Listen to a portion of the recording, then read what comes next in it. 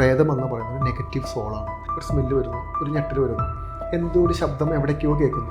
ആ particular soul രേഷ്മയുടെ attention seek ചെയ്ത് തുടങ്ങും. രേഷ്മയിൽ ഇരിക്കുന്ന സമയത്ത് രേഷ്മയുടെ മേത്തിന് ടച്ച് ചെയ്യുന്ന ഫീൽ ചെയ്യും. ഫിയർ ആണ് നിങ്ങളുടെ ശരീരത്തിൻ്റെ കൺട്രോൾ നഷ്ടപ്പെടാനുള്ള ഒരേ ഊർജ്ജം. നിങ്ങളുടെ ബ്രെയിൻ ഹാലൂസിനേറ്റഡ് ആവാൻ തുടങ്ങും. നിങ്ങൾ മറ്റു പല കാര്യങ്ങൾ കാണാൻ തുടങ്ങും. ഈ എനർജിയുടെ ഫ്രീക്വൻസി കൂടാൻ തുടങ്ങും. രേഷ്മയുടെ പോസിറ്റിവിറ്റി മുഴുവൻ ഇങ്ങോട്ട് വരാൻ തുടങ്ങും. സോളുകൾ എന്ന് പറയുന്നത് വളരെ മാനിപ്പുലേറ്റഡ് ആണ്. എനിക്കൊരു ക്യാമ്പുണ്ട്, അത് ഡബിൾ ഫ്രീക്വൻസി എന്നൊരു ക്യാമ്പുണ്ട്. നിങ്ങൾ ദൈവത്തെ വിശ്വസിക്കുന്നുണ്ടോ എങ്കിൽ നിങ്ങൾ നെഗറ്റീവ് വിശ്വസിച്ചേ പറ്റും. ഇതൊരു ബിസിനസ്, സ്പിരിച്വൽ ബിസിനസ്സിനെ പറ്റി പറയുന്നത്. കുറേ അബണ്ടൻസ് നമ്മളിലോട്ട് വരും, നമുക്ക് സമാധാനം കിട്ടും.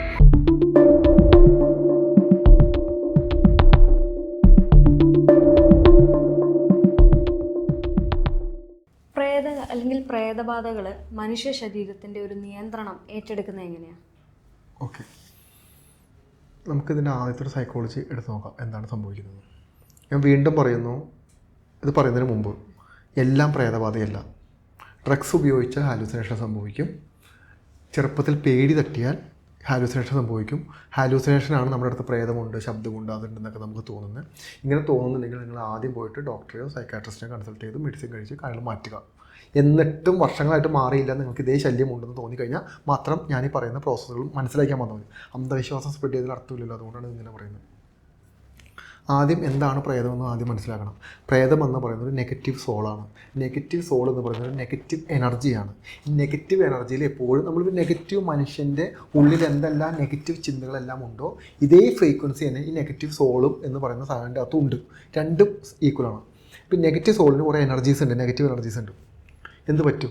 രേഷ്മ അതിന് ഇങ്ങനെ മനസ്സിലാക്കണം. അതായത് രേഷ്മ വളരെ കോൺഫിഡൻ്റായ, പ്രേതങ്ങളെപ്പറ്റി പേടിയൊന്നുമില്ലാത്തൊരു വ്യക്തിയാണെന്ന് വിചാരിക്കാം. പക്ഷേ രേഷ്മയ്ക്കിട്ട് ആരോ ഒരു പണി തന്നു, അല്ലെങ്കിൽ രേഷ്മയുടെ വീട്ടുകാർ ചെയ്തൊരു പ്രശ്നം, അല്ലെങ്കിൽ രേഷ്മ എങ്ങനെയോ അബദ്ധത്തിൽ ഏതൊരു നെഗറ്റീവ് സോളുമായിട്ട് കണക്റ്റായി ഓൾറെഡി. ഇനിയിപ്പോൾ രേഷ്മേനെ കൺട്രോൾ ചെയ്യണം. അതാണ് നമ്മുടെ ചോദ്യം, എങ്ങനെ കൺട്രോൾ ചെയ്യണമെന്ന്. പക്ഷേ രേഷ്മയ്ക്ക് പേടിയൊന്നുമില്ല. ഇപ്പോൾ ഒരു പ്രേതം മുന്നിൽ വന്നാൽ രേഷ്മയ്ക്ക് ഇതൊക്കെ എന്തെന്നൊക്കെ ചോദിക്കുന്ന ഒരാളാണെന്ന് വിചാരിച്ചു. രേഷ്മ ഇന്നത്തെ ദിവസം വീട്ടിൽ പോവാം. രേഷ്മ റൂമിൽ ചെന്ന സമയത്ത് രേഷ്മയ്ക്ക് അസ്വാഭാവികമായൊരു സ്മെല്ല് വീട്ടിൽ നിന്ന് അനുഭവപ്പെടാം. രേഷ്മ സ്മെല്ല് അപ്പുറത്തുനിന്ന് ഇങ്ങനെ വന്ന സ്മെല്ലായിരിക്കും. ഓക്കെ, അത് വിട്ടു. കിടന്നുറങ്ങിയ സമയത്ത് എന്തൊരു ഞെട്ടൽ വന്ന് എഴുന്നേറ്റു. ഒരു 3-4 ദിവസം ഇതുപോലെ റിപ്പീറ്റഡ് സംഭവിക്കാം. ഒരു സ്മെല്ല് വരുന്നു, ഒരു ഞെട്ടൽ വരുന്നു, എന്തോ ഒരു ശബ്ദം എവിടേക്കോ കേൾക്കുന്നു. ഇങ്ങനെ കേൾക്കുന്ന സമയത്ത് രാത്രി സമയത്തൊക്കെ നമ്മൾ എന്താണ് ശബ്ദം കേൾക്കുന്ന കാലത്ത് നമ്മൾ ശ്രദ്ധിക്കും. അപ്പോഴൊന്നും രേഷ്മ പേടിച്ചിട്ടില്ല കേട്ടോ. ഒരു 5-6 ദിവസം കഴിയുമ്പോഴേക്കും രേഷ്മയ്ക്ക് ഒരു അസ്വാഭാവികത തോന്നാം ഇതിൻ്റെ അകത്ത്. ഇപ്പോൾ രേഷ്മയ്ക്കും പുറത്തുള്ള ആരെങ്കിലും പേടിപ്പിക്കാനോ മറ്റെന്തെങ്കിലും കാര്യമാണോ മോളിൽ താമസിക്കുന്നത് എങ്ങനെയുള്ള ഒരു ന്യായീകരണം അവിടെ ന്യായീകരിച്ച് നിർത്താം. അടുത്ത നിമിഷം രേഷ്മ അങ്ങനെ കുളിച്ചിടുന്ന സമയത്ത് ഒരു നിഴൽ പോവുകയോ ഒരു കറുത്ത രൂപം പോയോ പോലെ തോന്നി. ആദ്യത്തെ ദിവസം രേഷ്മ ഒന്ന് രേഷ്മയുടെ തോന്നലാണ്. 2ാമത്തെ ദിവസം, 3ാമത്തെ ദിവസം, ഒരു 5, 6, 7 ദിവസം, ഒരു 10 ദിവസം കഴിയുമ്പോൾ ഇതിങ്ങനെ ചെറിയ രീതിയിൽ കണ്ടു കഴിഞ്ഞാൽ രേഷ്മയ്ക്ക് എന്ത് തോന്നും? അടുത്ത നിമിഷം ടെൻഷൻ അടിക്കാൻ തോന്നും. പേടിയില്ലാത്ത ഒരാളെന്ന് ചോദിക്കോ, രേഷ്മ ടെൻഷൻ അടിക്കാൻ തുടങ്ങും. ഓക്കെ, ഇപ്പോൾ രേഷ്മയ്ക്ക് ഇത് എന്താണ് സംഭവം എന്നായിരിക്കും എന്ന് പറഞ്ഞു കഴിഞ്ഞാൽ രേഷ്മ ആ നടക്കുന്ന സംഭവങ്ങളിൽ ശ്രദ്ധ കൊടുക്കാൻ തുടങ്ങി. ആ പർട്ടിക്കുലർ സോള് രേഷ്മയുടെ അറ്റൻഷൻ സീക്ക് ചെയ്ത് തുടങ്ങി. ഓക്കെ, ഈ അറ്റൻഷൻ സീക്ക് ചെയ്ത് തുടങ്ങിയപ്പോൾ എന്ത് പറ്റി കഴിഞ്ഞാൽ രേഷ്മയുടെ എനർജി പുഷ് ചെയ്ത് തുടങ്ങി. ഇനിയാണ് സോൾ ആക്റ്റീവ് ആകാൻ പോകുന്നത്. രേഷ്മ പേടിച്ചു. രേഷ്മ പേടിച്ചില്ലെങ്കിൽ ഇതൊന്നും സംഭവിക്കില്ല. പക്ഷേ രേഷ്മനെ പേടിപ്പിക്കാനുള്ള മുഴുവൻ ഗിമ്മിക്കുകളും കാണിക്കാൻ തുടങ്ങും. ഈ പറയുന്ന ശബ്ദങ്ങളിലൂടെ, സ്പർശനങ്ങൾ. രേഷ്മ ഇങ്ങനെ ഇരിക്കുന്ന സമയത്ത് രേഷ്മയുടെ മേത്ത് ഇങ്ങനെ ടച്ച് ചെയ്യുന്ന പോലെ ഫീൽ ചെയ്യും, അടുത്ത ആരം നിൽക്കുന്ന പോലെ ഫീൽ ചെയ്യും, തുടങ്ങിയിട്ടുള്ള ഫീലിങ്സ് വരാൻ തുടങ്ങും. രേഷ്മ, നമ്മൾ എന്തിനാണ് ഒരു മനുഷ്യനെ പേടിപ്പിക്കുന്നത്? ശരിക്കും നമ്മുടെ ജീവിതത്തിൽ നമ്മൾ മറ്റൊരു മനുഷ്യനെ പേടിപ്പിക്കണമെന്തിനാണ്, ഭയപ്പെടുത്തണമെന്തിനാണ്? എന്തായിരിക്കും നമ്മുടെ ഉദ്ദേശം? കുഞ്ഞുങ്ങളാവട്ടെ വലിയൊരു ആരാവട്ടെ, നമ്മൾ പേടിപ്പിക്കാൻ എന്തിനായിരിക്കും? പല രീതിയിലാണ് അനുസരിപ്പിക്കാൻ. കുഞ്ഞുങ്ങളെ പേടിപ്പിക്കുന്നത് എന്ത് ചെയ്യണമെങ്കിലും നമ്മളെ അനുസരിപ്പിക്കാനാണ് എന്ന് പറഞ്ഞു കഴിഞ്ഞാൽ, അപ്പം നമുക്ക് എന്തിനാണ് പേടി തരുന്നത്? നമ്മളെ അനുസരിക്കാൻ വേണ്ടിയിട്ട് ആണല്ലോ. ഈ ഭയം ജനറേറ്റ് ആയേ ഫിയറാണ് നിങ്ങളുടെ ശരീരത്തിൻ്റെ കൺട്രോൾ നഷ്ടപ്പെടാനുള്ള ഒരേ ഒരു ഊർജ്ജം. ഫിയർ ഇല്ലെങ്കിൽ നിങ്ങളുടെ ശരീരത്തിൻ്റെ കൺട്രോൾ നഷ്ടപ്പെടില്ല. നിങ്ങൾ എന്താണോ ചിന്തിക്കുന്നത് അതായിരിക്കും നിങ്ങളുടെ ശരീരം ചെയ്തുകൊണ്ടിരിക്കുന്നത്. ഫിയർ അടിച്ചോ, ഭയം ജനറേറ്റ് ആയോ, നിങ്ങളുടെ ശരീരത്തിൻ്റെ കൺട്രോൾ പതുക്കെ പോകാൻ തുടങ്ങും. നിങ്ങളുടെ ബ്രെയിൻ ഹാലൂസിനേറ്റഡ് ആവാൻ തുടങ്ങും. നിങ്ങൾ മറ്റു പല കാര്യങ്ങൾ കാണാൻ തുടങ്ങും. എന്ന് പറഞ്ഞു കഴിഞ്ഞാൽ കൂടിയ അളവിലുള്ള ഊർജ്ജ പ്രവാഹം നിങ്ങളുടെ ബ്രെയിനിലോട്ട് വരാൻ തുടങ്ങും. ഞാനിവിടെ നിന്നൊരു ഊർജ്ജത്തെ ഞാനൊരു കാര്യം ചിന്തിച്ചിട്ട് ഒരു ഊർജ്ജത്തെ രേഷ്മയുടെ ബ്രെയിനിലോട്ട് പമ്പ് ചെയ്താൽ രേഷ്മ ബ്രെയിൻ പതുക്കെ അത് സെൻസ് ചെയ്യാൻ തുടങ്ങും, മനസ്സിലാക്കാൻ തുടങ്ങും. ഓക്കെ എന്ന് പറഞ്ഞു കഴിഞ്ഞാൽ ഒരു നെഗറ്റീവായൊരു സോളിൻ്റെ എനർജി എന്ന് പറയുന്നത് വളരെ മൈന്യൂട്ട് എനർജിയാണ്. ഓക്കെ, ഈ സോളിന് ആക്റ്റീവ് ആവണമെങ്കിൽ രേഷ്മയുടെ ഉള്ളിലുള്ള മുഴുവൻ പോസിറ്റീവായ ഊർജ്ജം കൺവെർട്ട് ആവണം. ഞാനൊരു നെഗറ്റീവ് സോളാണ്, രേഷ്മനെ എനിക്ക് കൺട്രോൾ ചെയ്യണമെങ്കിൽ രേഷ്മയുടെ ശരീരത്തിലുള്ള മുഴുവൻ പോസിറ്റീവായ ഊർജ്ജം എന്നിലോട്ട് കൺവെർട്ട് ആവണമെങ്കിൽ രേഷ്മയ്ക്ക് ഫിയർ നൽകണം. ഭയത്തിലൂടെയാണ് ഇത് കൊണ്ടുപോകുന്നത്. അതുകൊണ്ടാണ് നമ്മൾ കാണുന്നത് ഈ രൂപത്തെ കണ്ടു, അത് കണ്ടു, ഇത് കണ്ടു എന്നൊക്കെ പറയുന്നത് ആദ്യത്തെ ഘട്ടം നമ്മൾ പേടിപ്പെടുത്തുക. പേടിപ്പിച്ച് കഴിയുമ്പോൾ എന്ത് പറ്റുമെന്ന് പറഞ്ഞാൽ എന്നിലുണ്ടാകുന്ന, ഞാൻ നേരത്തെ പറഞ്ഞല്ലോ, ഈ നെഗറ്റീവ് സോളിൻ്റെ എനർജി വളരെ വീക്ക് എനർജിയാണ്, ചെറിയ എനർജിയാണ്. ഈ എനർജിയുടെ ഫ്രീക്വൻസി കൂടാൻ തുടങ്ങും. രേഷ്മയുടെ പോസിറ്റിവിറ്റി മുഴുവൻ എന്നോട്ട് വരാൻ തുടങ്ങും. കാരണം രാത്രി സമയത്ത് പേടിയായി തുടങ്ങി. ആരോടും പറയാൻ പറ്റുന്നില്ല, ആരോടും സംസാരിക്കാൻ പറ്റുന്നില്ല. പള്ളിയിലും അമ്പലത്തിൽ പോകാത്ത ഒരാളാണ്, ഒന്നും ചെയ്യാൻ പറ്റുന്നില്ല. രാത്രി പേടിക്കാൻ തുടങ്ങി, ഞെട്ടാൻ തുടങ്ങി, രൂപത്തെ കാണാൻ തുടങ്ങി, ശബ്ദം കേൾക്കാൻ തുടങ്ങി, പാനിക്കാൻ തുടങ്ങി, സമാധാനമില്ലാത്ത അവസ്ഥയിലോട്ട് പോയി. ഇപ്പം എന്ത് പറ്റും? എന്നിലോട്ട് കൂടുതൽ ഫോക്കസ്ഡായി.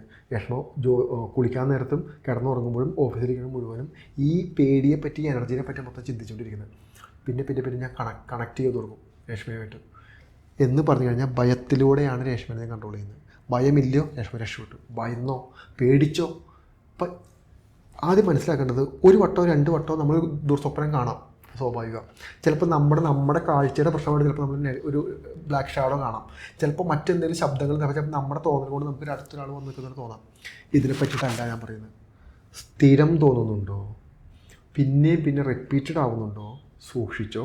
നിങ്ങൾക്കൊരു നെഗറ്റീവ് സോളുമായിട്ട് നിങ്ങൾ കണക്റ്റഡ് ആയി തുടങ്ങി. അത് എവിടെ നിന്നാണെന്ന് ചെക്ക് ചെയ്യേണ്ടി വരും. ഇങ്ങനെ കണക്ട് ചെയ്ത് കഴിയുമ്പോൾ എന്ത് പറ്റുമെന്ന് പറഞ്ഞു കഴിഞ്ഞാൽ, കുറച്ച് നാൾ കഴിയുമ്പോൾ രേഷ്മ പേടി ഒരു മന്ദതയിലോട്ട് പോകും. ആ മന്ദത എന്ത് പറ്റുമെന്ന് പറഞ്ഞു കഴിഞ്ഞാൽ പിന്നെ ഈ ഫ്രീക്വൻസി എന്താണോ പറയുന്നത് അത് ചെയ്യാൻ തുടങ്ങും. ഒന്നുകിൽ സൂയിസൈഡിലോട്ട് പോകും, അല്ലെങ്കിൽ അഗ്രസീവായ ക്യാരക്ടറിലോട്ട് പോകും, അല്ലെങ്കിൽ ബിഹേവിയർ ചേഞ്ച് വരാൻ തുടങ്ങും. ഉറക്കം നഷ്ടപ്പെട്ടു തുടങ്ങി. അടുത്ത ഘട്ടത്തിലോട്ട് പോകാൻ തുടങ്ങും. പിന്നെ രേഷ്മയുടെ ഉള്ളിലിരിക്കുന്ന ഭയം കൂടി ജനറേറ്റ് ആവും. പിന്നെ ഈ സോളായിരിക്കും കൺട്രോൾ ചെയ്യുന്നത്. ഒരു ഘട്ടം കഴിയുമ്പോൾ ഈ സോള് നമ്മുടെ ഒരു ഫ്രണ്ടിനെ പോലെ പെരുമാറാൻ തുടങ്ങും, നെഗറ്റീവ് സോള്. അപ്പോൾ നമ്മുടെ ഭയമൊക്കെ പോയി. അപ്പോൾ നമ്മളോട് ഭയങ്കരമായിട്ട് വേറൊരു രീതിയിൽ നമുക്കൊരു സന്തോഷവും സമ്മാനമൊക്കെ വരുന്ന പോലെ തോന്നും. നമുക്കൊരു ഒരു വേറൊരു പോസിറ്റീവ് ഫീലും വരും. അപ്പോൾ നമ്മൾ ശരിക്കും കൂടെയുള്ളതൊരു പോസിറ്റീവ് സോളാണെന്നൊരു മാനിപ്പുലേഷൻ. എപ്പോഴും മനസ്സിലാക്കിക്കോ, സോളുകൾ എന്ന് പറയുന്നത് വളരെ മാനിപ്പുലേറ്റഡായ ഒന്നാണ്. അത് ഏത് ലെവലിൽ വേണമെങ്കിലും സോളുകൾ നമ്മൾ മാനിപ്പുലേറ്റ് ചെയ്യും. പോസിറ്റിവിറ്റി നമുക്ക് തന്നതിന് ശേഷം പിന്നെ നമ്മൾ മുഴുവനും നമ്മൾ ഫ്രീക്വൻസിയിൽ കണക്റ്റായി. പിന്നെ ഫ്രീക്വൻസിയാണ് നമ്മൾ നിയന്ത്രിക്കുന്നത്. പിന്നെ നമ്മളോട് പറയും, എടാ അവൻ ശരിയല്ല കേട്ടോ, അവൻ ഉടായിപ്പാണ്. കാരണം അവൻ പോസിറ്റീവാണ്. നെഗറ്റീവ് സജഷനാണ്. നമ്മളെ മാനിപ്പുലേറ്റ് ചെയ്ത് അവൻ്റെ നിന്ന് പൈസ കടം വാങ്ങിച്ചോ, തിരിച്ചു കൊടുക്കുന്നത് കൊണ്ടാണ് നീ ഇതിന് പൈസ തിരിച്ചു കൊടുക്കുന്നത് തുടങ്ങിയിട്ടുള്ള നമ്മുടെ ജീവിതത്തിൽ നെഗറ്റിവിറ്റി പ്രൊഡ്യൂസ് ചെയ്യാൻ വേണ്ടി എന്തൊക്കെ കാര്യങ്ങളാണോ ഇതെല്ലാം ഈ ഫ്രീക്വൻസി തന്നുകൊണ്ടിരിക്കും. എന്ന് പറഞ്ഞു കഴിഞ്ഞാൽ നമ്മുടെ ശരീരത്തിലെ മുഴുവൻ പോസിറ്റീവ് ഊർജ്ജവും പോയിക്കൊണ്ടേയിരിക്കും. അത് രാവിലെ എഴുന്നേൽക്കുമ്പോൾ ഭയങ്കര ക്ഷീണം, ഫുഡ് കഴിച്ചാൽ ശരിയാവില്ല, നമ്മുടെ കണ്ണിന് ചുറ്റും ഭയങ്കര കറുപ്പും കാര്യങ്ങളൊക്കെ, എന്നിട്ട് നമുക്ക് വേണ്ട ഒരുപാട് പ്രശ്നങ്ങൾ ഇതിനകത്ത് വന്നു കയറും. ഇതാണ് പൊതുവേ. അപ്പോൾ എന്ന് പറഞ്ഞു കഴിഞ്ഞാൽ ഭയത്തിലൂടെയാണ് നമ്മൾ കൺട്രോൾ ചെയ്യുന്നത്. ഭയപ്പെട്ടാൽ മാത്രമേ പ്രശ്നമുള്ളൂ. നമ്മളെ എല്ലാവർക്കും സോൾ അറ്റാക്കിംഗ് ഉണ്ട്, അത് മനസ്സിലാക്കിക്കോ. എല്ലാ മനുഷ്യനും സോൾ അറ്റാക്കിംഗ് ഉണ്ട്. സോൾ അറ്റാക്ക് ചെയ്യാൻ നമുക്ക് അനുഭവപ്പെടാത്ത എന്തുകൊണ്ടെന്ന് പറഞ്ഞാൽ, ഒന്നുകിൽ നമ്മൾ സ്പിരിച്വൽ ആവാം, ഈശ്വര വിശ്വാസം അമ്പലങ്ങൾ പള്ളിയിലൊക്കെ പോകുന്നുണ്ട്, നമുക്കൊരു സ്പിരിച്വാലിറ്റി ഉണ്ടാവും. അല്ലെങ്കിൽ യഥാർത്ഥ സ്പിരിച്വലായ വ്യക്തികളെന്ന് പറയുന്നത് എത്തിസ്റ്റുകളാണ്, അന്ധവിശ്വാസികളാണ്. കാരണം എന്താ പറയുമ്പോൾ, വിശ്വാസികൾ പ്രാർത്ഥിക്കുന്നത് വിഗ്രഹത്തെയാണെങ്കിൽ അന്ധവിശ്വാസികൾ വിശ്വസിക്കുന്നത് അവരുടെ ഉള്ളിലിരിക്കുന്ന ബോധത്തെയാണ്. അവരുടെ ഉള്ളിലിരിക്കുന്ന ബോധം എന്ന് പറയുന്നത് അവരുടെ ആത്മാവ്, അവരുടെ സോളാണ്. ആ സോൾ എന്ന് പറയുന്നത് ഈശ്വരിൽ നിന്നും നമുക്ക് വന്നിരിക്കുന്ന ഒരു ചൈതന്യമാണ്. ഈ ചൈതന്യത്തെയാണ് അവർ വിശ്വസിക്കുന്നത്. യഥാർത്ഥത്തിൽ നമ്മുടെ ഉള്ളിലിരിക്കുന്ന നമ്മുടെ വിശ്വാസത്തെയും നമ്മുടെ കോൺഫിഡൻസിനെയും ആരാണോ വിശ്വസിക്കുന്നത് അവനാണ് യഥാർത്ഥത്തിൽ വിശ്വാസി. കാരണം അവൻ മറ്റുള്ളവരെ ദ്രോഹിക്കാൻ പോകുന്നില്ല, അവൻ മറ്റുള്ളവരെ ചതിക്കാൻ പോകുന്നില്ല. മറ്റേതങ്ങനെയില്ല. അമ്പലത്തിലും പള്ളിയിലൊക്കെ പോയിട്ട് 1 മണിക്കൂർ 2 മണിക്കൂർ കഴിഞ്ഞിട്ട് പുറത്തോട്ട് ഇറങ്ങി വന്ന് ചെയ്യുന്നത് വൃത്തിയിട്ട കാര്യങ്ങളാണ്. ചതിയും വഞ്ചനയൊക്കെയാണ് ഉപയോഗിക്കുന്നത്. മനസ്സിലാവുന്നുണ്ടോ? അപ്പോൾ മനസ്സിലാക്കേണ്ടത്, ഒരു പ്രേതബാധയാണോ ഒരു പ്രേത സാധനമാണോ നമ്മളെ ഏറ്റവും കൂടുതൽ ബാധിക്കുന്നത് ഈ ഫ്രീക്വൻസിലൂടെയാണ്. ഈ ഫ്രീക്വൻസിയെ കട്ട് ചെയ്യണം. എനിക്കൊരു ക്യാമ്പുണ്ട്, അത് ഡബിൾ ഫ്രീക്വൻസി എന്നൊരു ക്യാമ്പുണ്ട്. അത് ഇത്രത്തോളം ഇഷ്യൂ ഉള്ളവർക്കുള്ള ക്യാമ്പാണ്. എന്ന് പറഞ്ഞാൽ നമ്മൾ ആ ഫ്രീക്വൻസിനെ കട്ട് ചെയ്ത് കളയും. എന്നിട്ട് പോസിറ്റീവായ ഫ്രീക്വൻസിയിൽ ഇവരെ കണക്ട് ചെയ്യും. ആക്ച്വലി ഇത് ഫ്രീക്വൻസിയാണ്, എനർജി ലെവലിലാണ് ഈ സാധനം വരുന്നത്. ഇത് പിന്നീടാണ് നമുക്ക് പിന്നെ നമുക്കിതിനെ കാണാൻ പറ്റും. എന്ന് പറഞ്ഞാൽ നമ്മുടെ എനർജി ലെവലിൽ മൊത്തം വീക്കായി. പിന്നെ നമ്മൾ കണ്ട് മുന്നോട്ട് പോയി. അത്രേ ഉള്ളൂ. പേടിക്കേണ്ട, ഭയപ്പെടേണ്ട ആവശ്യമില്ല. നിങ്ങൾ ഈ പ്രേതബാധയാണ് അതാണ് ഇതാണെന്നൊന്നും പറഞ്ഞൊന്നും ഞാൻ പേടിപ്പിക്കുന്നതല്ല. നിങ്ങൾ മനസ്സിലാക്കുക, ഇതൊരു സ്ഥിരം പാറ്റേൺ ആണെങ്കിൽ മാത്രം നിങ്ങൾ ഇതിൻ്റെ കൺസേൺ വെച്ചാൽ മതി. അതല്ലെങ്കിൽ നിങ്ങളൊരു ഡോക്ടറെ കാണുകയോ അല്ലെങ്കിൽ സൈക്കാട്രിസ്റ്റിനെ കാണുകയോ കാര്യങ്ങളൊക്കെ ചെയ്യുക. അതല്ലെങ്കിൽ നമ്മുടെ വിശ്വാസത്തെ ഒന്നുകൂടി കൂട്ടി ഉറപ്പിച്ചാൽ നിങ്ങൾക്ക് പ്രശ്നങ്ങൾ വരും. ഒന്ന് മനസ്സിലാക്കിക്കോ, നിങ്ങൾ ദൈവത്തെ വിശ്വസിക്കുന്നുണ്ടോ എങ്കിൽ നിങ്ങൾ നെഗറ്റീവായ എനർജിനെ വിശ്വസിച്ചേ പറ്റൂ. നെഗറ്റീവായ എനർജികൾ എപ്പോഴും വളരെ വീക്കാണ്. നമ്മൾ എപ്പോഴാണോ അതിന് നിന്ന് കൊടുക്കുന്നത്, നമ്മുടെ ശരീരം എപ്പോഴാണോ അലോ ചെയ്യുന്നത്, അപ്പോഴാണ് ഈ എനർജി നമ്മൾ കൺട്രോൾ ചെയ്യുള്ളൂ. ആ കൺട്രോൾ കളയാൻ വേണ്ടിയിട്ട് നമ്മളൊന്ന് പോസിറ്റീവായി മതി, അല്ലെങ്കിൽ നമ്മൾ വിശ്വസിച്ചാൽ മാത്രം മതി. നമ്മുടെ യഥാർത്ഥ വിശ്വാസം തന്നെയാണ് ദൈവവിശ്വാസം. അതല്ലാതെ അമ്പലങ്ങളിലും പള്ളിയിലിരിക്കുന്ന വിഗ്രഹത്തെയും മറ്റൊന്നിനെയും പോയി വിശ്വസിക്കുന്നതിനല്ല ദൈവവിശ്വാസം എന്ന് പറയുന്നത്. അതെപ്പോഴും ഒരു ബിസിനസ് പരമായിട്ട് നടക്കുന്ന ഒന്നാണ്. അതുകൊണ്ട് പേടിക്കാതിരിക്കുക, അത്രേ ഉള്ളൂ. പേടിച്ച് കഴിഞ്ഞാൽ നിങ്ങൾ ഇതുവരെ കണ്ടിരിക്കുന്ന നോവലുകൾ, ഹൊറർ സിനിമകൾ, പേടിപ്പെടുത്തുന്ന രൂപങ്ങൾ, ഇതെല്ലാം നിങ്ങൾക്ക് ഹാലൂസിനേഷൻ വരാൻ തുടങ്ങും, നിങ്ങൾക്ക് ഇല്യൂഷൻ വരാൻ തുടങ്ങും, നിങ്ങൾക്ക് ഇല്യൂഷൻ വരാൻ തുടങ്ങിയത് കൊണ്ട് നിങ്ങൾ മാനസികമായ രോഗിയോട് നിങ്ങൾ കൺവേർട്ടാവും.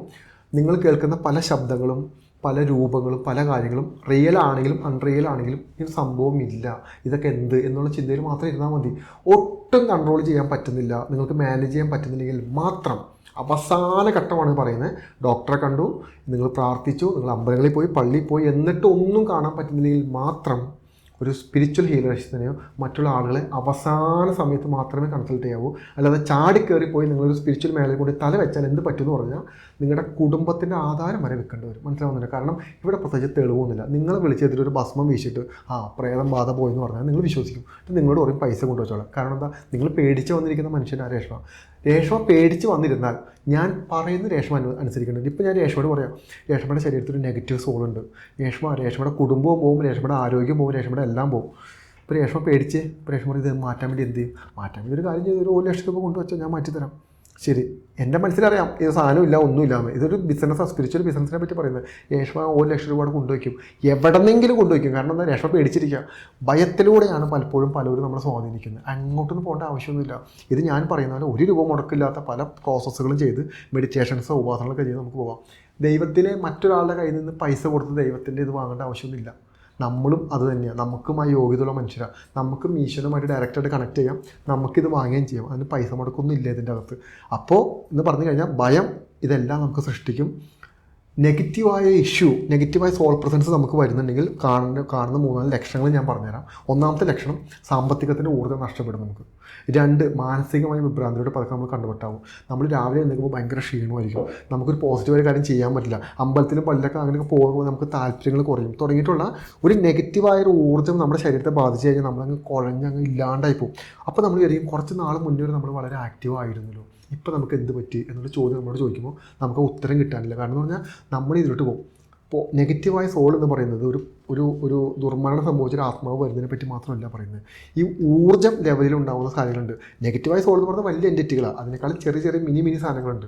ഇതെല്ലാം നമ്മളെ ബാധിച്ചുകൊണ്ടേയിരിക്കും. ഇതിൽ നിന്ന് പുറത്ത് വരാനാണ് ഈ പറയുന്ന പോസിറ്റീവായ ഊർജ്ജമായിട്ട് നമ്മൾ കണക്റ്റഡ് ആവും എന്ന് പറയുന്നത്. കണക്റ്റഡ് ആയി കഴിഞ്ഞാൽ ഇറ്റ്സ് ബെറ്റർ. കുറേ അബണ്ടൻസ് നമ്മളിലോട്ട് വരും, നമുക്ക് സമാധാനം കിട്ടും. അൾട്ടിമേറ്റ് നമുക്ക് എല്ലാവരുടെ മുഖത്തേക്ക് ചിരിക്കാനും ഒരു നേരത്തെ ഭക്ഷണം കഴിച്ച് ഒന്ന് സമാധാനമായി കിടന്നുറങ്ങാനുള്ളൊരു മാനസികാവസ്ഥ നമുക്കുണ്ടാവും. ഇതിനാണല്ലോ നമ്മളെപ്പോഴും ഈ രാവിലെ തൊട്ട് വൈകുന്നേരം വരെ കഷ്ടപ്പെടുന്നത്. അത് ഉണ്ടാക്കിയെടുക്കുക, അതിന് പൈസ മുടക്കില്ല.